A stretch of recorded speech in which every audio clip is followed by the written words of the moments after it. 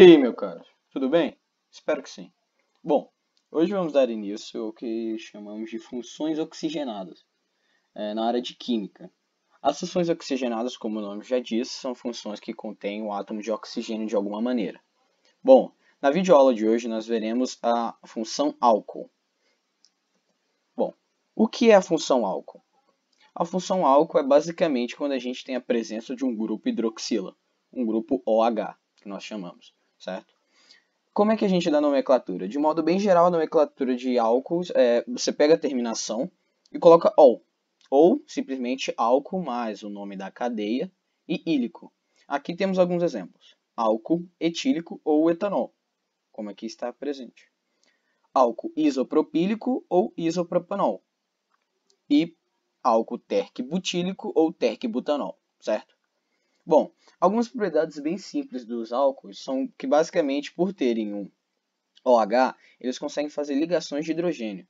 Sendo que eles conseguem fazer essa ligação de hidrogênio, eles vão ter maior ponto de fusão e maior ponto de ebulição do que os seus respectivos hidrocarbonetos, porque eles não vão poder realizar essas ligações de hidrogênio, certo?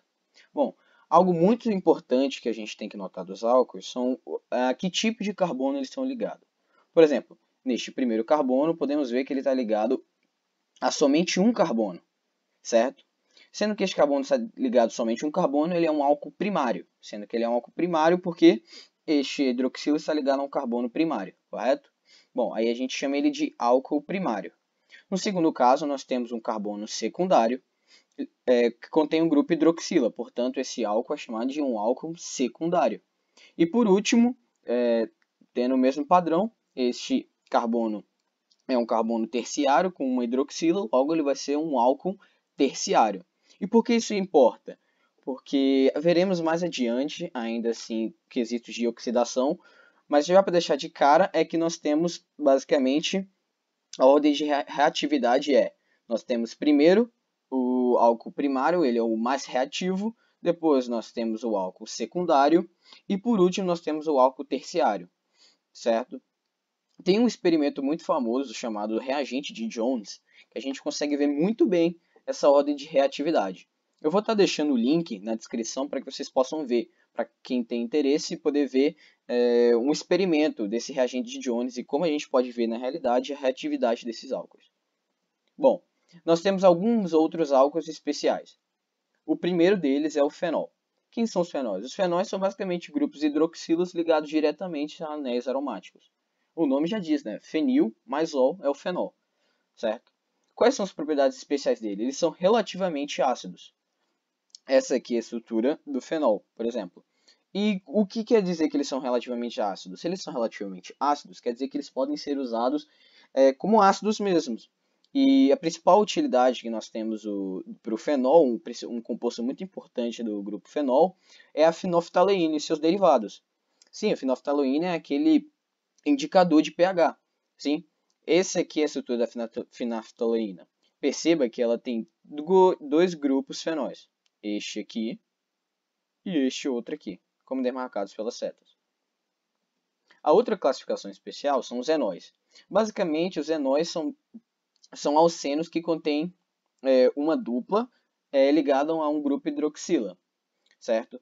Como aqui a gente pode ver, a gente tem essa dupla aqui ligada a um grupo hidroxila.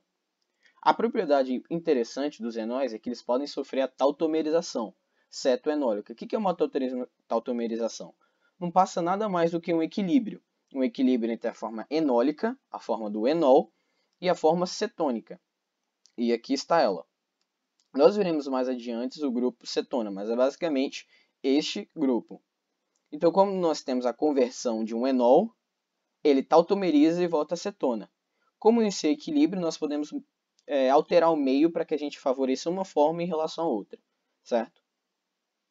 Bom, e agora, para que esses álcools são importantes, você me pergunta? Bom, aqui está o quadro químico em você. Vamos ver.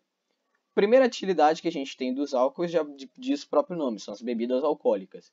Nas bebidas alcoólicas, nós temos a produção de etanol por meio da fermentação, como a gente pode ver aqui o ciclo da fermentação alcoólica, em que, por exemplo, tomando a cerveja como o exemplo, nós podemos ver que as leveduras da cerveja produzem, a partir da glicose presente na farinha, enfim, na glicose, para produzir o etanol, aqui o nosso produto final.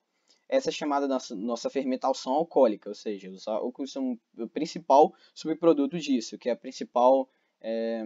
nossa principal adição, né, das bebidas alcoólicas. O segundo é, obviamente, como a gente está vivendo um período de pandemia, ficou bem mais claro, né, esse uso, mas os álcools também são usados como agentes sanitários, né?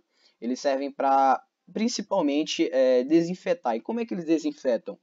Os álcools ele tem uma propriedade de reagir com a proteína e desnaturá-las. Mas não são proteínas qualquer, são proteínas, geralmente proteínas de vírus, de bactérias.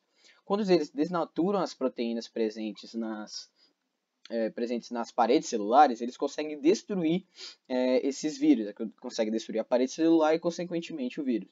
É um mecanismo um tanto quanto semelhante de como o sabão age, mas o álcool age dessa maneira, certo? Bom, o outro uso dele é como ele pode ser usado em solvente, como solvente em laboratórios, em processos industriais. Por quê? A gente tem noção de que a água é um solvente universal, certo? Só que quando a gente usa um álcool, o álcool tem uma estrutura tanto quanto semelhante à água, porque ele tem um polo, ele é bem polar, por conta do OH, mas ele também tem uma parte apolar. Como essa parte é apolar, ele consegue dissolver mais substâncias apolares do que a água. E por último, nós temos a função que a gente já viu em geografia, que a gente vê constantemente no Brasil, que é um dos maiores produtores, que é de etanol, que é quando a gente usa o álcool na função de combustível, como substituto da gasolina, certo? Bom, essa foi a videoaula de hoje. Eu espero que vocês tenham gostado. Até mais!